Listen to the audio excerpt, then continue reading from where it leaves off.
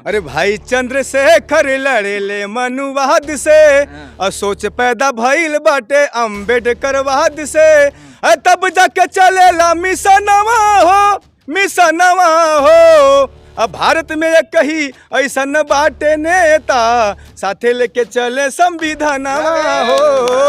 भारत में एक कही ऐसन बाटे नेता, साथे लेके चले संविधानवा हो। गाय का मूत्र पी सकते हैं, तिलक कर सकते हैं, और आदमी का हाथ लगाने से छुआछूत भेदभाव, हम ऐसे मनवादी संविधान को नहीं मानते। हम बाबा साहब डॉक्टर अम्बेडकर के संविधान को मानते हैं। ये पसंद कर रहा हूँ। गुजराती 2 ठग और 2 गुजराती बिजनेसमैन, ये 4 लोग भारत की सरकार को चलाएंगे क्या?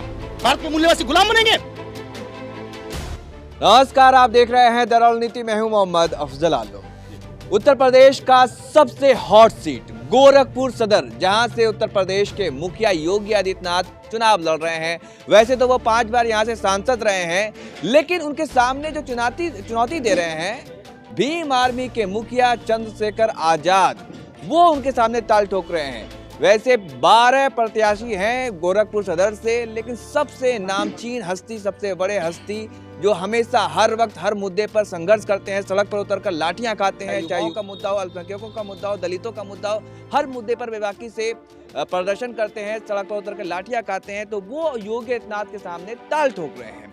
तो क्या वो योगी आदित्यनाथ को शिकस्त दे पाएंगे?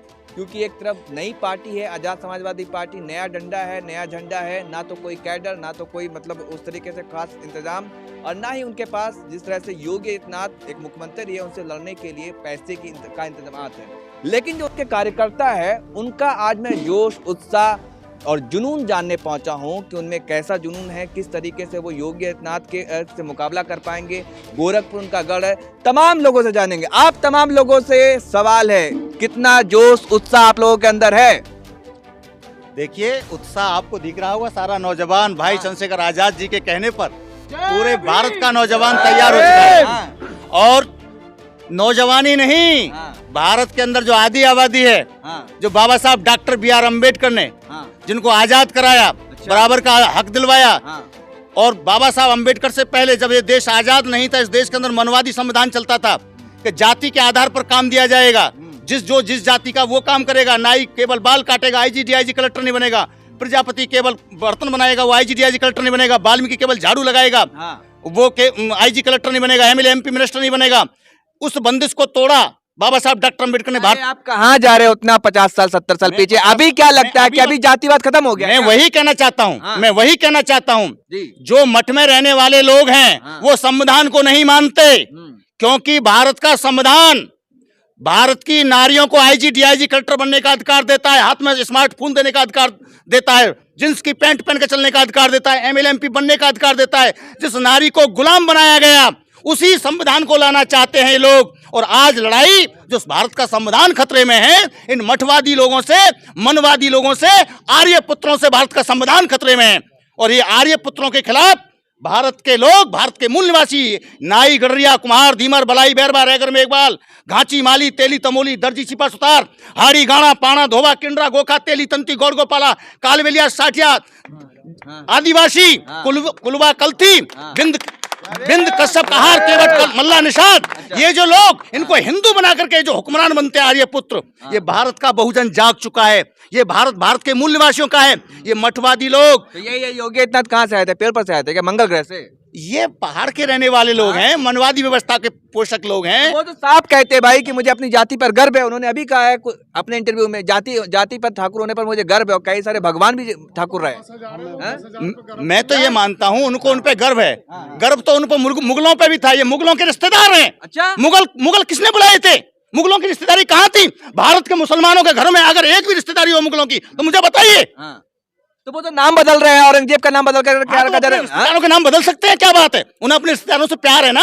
भारत के मूल निवासी तो भारत की संस्कृति को मानते हैं। ये भारत की संस्कृति को मिटाने वाले लोग हैं। हम चाहते हैं इस देश का कुम्हार का बेटा, नाई का बेटा, दर्जी का बेटा, कुलथा का बेटा, हाँ। ये जाटव का बेटा, वाल्मीकि का बेटा, पासी का बेटा इस देश का प्रधानमंत्री बने, मठ मंदिर का मालिक भी हमारा दलित समाज का बेटा बने, तब बदलाव होगा। मोदी जी खुद कहते हैं कि मैं भी पिछड़े वर्ग से आता हूँ। मोदी जी देश के प्रधानमंत्री है। मोदी जी आप दलितों का पैर धोते हैं भाई, आप क्या चाहिए, कैसा प्रधानमंत्री चाहिए? दलितों के पैर धो करके देश के अंदर ठेकेदारी प्रथा लाते हैं। दलितों के पैर, जिन लोगों के पैर धोए वो लोग गटर में मर रहे थे। ये भारत के प्रधानमंत्री उस समय नहीं रो रहे थे, ये नहीं रो रहे थे। ये कब रोते हैं, कब खुशी मनाते हैं? जब अंबानी के घर में बच्चा पैदा होता है तो उसके पास जाते हैं। अंबानी देश के बड़े उद्योगपति हैं, लोगों को रोजगार देते हैं। अरे तो मैं तो कहता रहा हूँ इस बात देश को, का नाम रोशन कर कहता रहा हूँ। गुजराती 2 ठग हाँ। और 2 गुजराती बिजनेसमैन, ये 4 लोग भारत की सरकार को चलाएंगे क्या? भारत के मूल्यवासी गुलाम बनेंगे? देश का नाम कहां से कहां और डंका बज रहा है भाई साहब। देश का नाम कहां से? आप डीजी आप देख रहे हैं जीडीपी का क्या हाल है? बहुत देश का डंका बज रहा है, आप देख रहे हैं ना। बीजेपी के एक सांसद ने कहा जीडीपी कुछ होता ही नहीं। पाकिस्तान का नाम नक्शे से चला गया। पाकिस्तान का नाम घुस के मारा, घुस के मारा। कहाँ घुस के मारा? घुस के मारा। मारा 44 जवान मरवा दिए हमारे, ये घुस के मरवाया उन्होंने। वो आतंकवादी हमारे उसमें आ गए। 350 किलो आईडीएक्स कहां से आई? उसकी इंक्वायरी कहां है? राष्ट्रवाद के नाम पर हुकूमत करते हो आप, धर्म के नाम पर हुकूमत करते हो, धर्म के नाम पर धंधा करते हो हुक्मरान बनने का। हिंदुत्व ला करके हिंदू किसको बना रहे हैं? भारत के मूल निवासियों को हिंदू बनाकर आर्य पुत्र भारत के हुक्मरान बनना चाहते हैं। तो ये मैंने तो ये देखा कि अगर कोई पिछड़ी समाज का बेटा मुख्यमंत्री बनता है तो उसको गंगा जल से धुलवाया जाता है। यानी हम गंगा जल से अपवित्र लोग हैं, जबकि 84 लाख योनि मनुष्य की योनि श्रेष्ठ है। गाय का मूत्र पी सकते हैं, तिलक कर सकते हैं, और आदमी के हाथ लगाने से छुआछूत भेदभाव। हम ऐसे मनवादी संविधान को नहीं मानते, हम बाबा साहब डॉक्टर अम्बेडकर के संविधान को मानते हैं। ये हेड गोबर का देश नहीं है, ये श्याम प्रकाश मुखर्जी का देश नहीं है, ये सावरकर का देश नहीं है, ये संत कबीर का देश है, संत रविदास का देश है, बिरसा मुंडा का देश है। देखिए मोदी जी गए थे संत कबीरदास की जयंती पे, किस तरह से वो हारमोनियम बजा रहे थे, देखा, झाल बजा रहे देखा था आपने? लेकिन जिनके पक्ष में वो हारमोनिया बजाने गए थे, ढोल तमाशा करने गए थे, उनके अधिकार खत्म कर दिए, उनका आरक्षण खत्म कर दिया, उनके संविधान में जो अधिकार दिए। ये देश गीता कुरान से नहीं चलता, भारत के संविधान से चलता है। गीता का भी सम्मान है, कुरान का भी सम्मान है। यही तो योगी आदित्यनाथ भी कहते हैं शरिया कानून लागू नहीं होगा, वो तो योगी आदित्यनाथ भी कह रहे हैं। शरिया कानून तो इन्होंने लागू किया, मुगल बुला करके। हाँ, मुगल बुला करके ये प्रथा, ये पर्दा कौन लाए थे? चलिए, हिजाब को लेकर बहुत विवाद है, लेकिन उस विवाद पे बात नहीं कर रहे हैं। अभी बात कर रहे हैं चंद्रशेखर आजाद क्या योगी आदित्यनाथ को टक्कर दे पाएंगे, क्योंकि एक तरफ ये बताया जा रहा है हाथी तो दूसरी तरफ चींटी। तो उनके जो कार्यकर्ता है, जो देश के कोने कोने से आए हैं, उनमें कितना उत्साह है, कितना जोश है, उन लोगों से समझते हैं। भाई सरदार जी, आप कहाँ से आए हो? जनपद चंदौली से आया हूँ। चंदौली, क्या लगता है भाई साहब आपके निकल पाएंगे?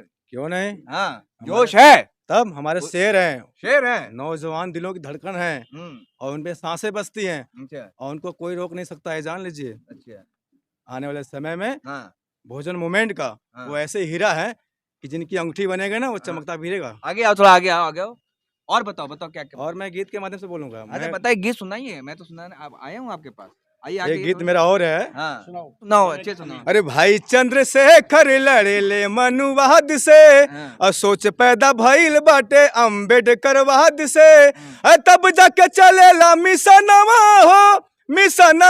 हो। अब भारत में एक कही ऐसन बाटे नेता, साथे लेके चले संविधानवा हो।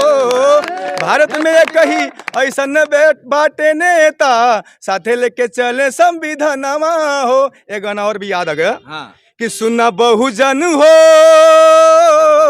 भैया चंद्रशेखर दीवाना, सुना बहुजन हो भैया चंद्रशेखर दीवाना। बहुजन के सुख दुख जाके घर पूछ ओ नहीं खातिर काटे जेल खाना, सुना बहुजन हो भैया चंद्रशेखर दीवाना। जय भीम, जय भारत, जय संविधान। ये गीतों के माध्यम से चंद्रशेखर आजाद के बारे में बोल रहे हैं। मैम, आपसे समझना चाहूंगा, आप कहाँ से आई हैं? चंदौली जिला से। चंदौली जिला से आई हैं। क्या लगता है कि भाई साहब आपके कामयाब हो पाएंगे? बिल्कुल। जब हम लड़ाई जान रहे कहाँ है? हाँ, बिल्कुल। ये लड़ाई जो चल रही है, आदित्यनाथ योगी जी को मठ में भेजने के लिए लड़ाई चल रही है, और भाई चंद्रशेखर रावण जी जीतेंगे। उनके कंधों को मजबूत करने के लिए हम लोग भी रात दिन मेहनत कर चुके हैं।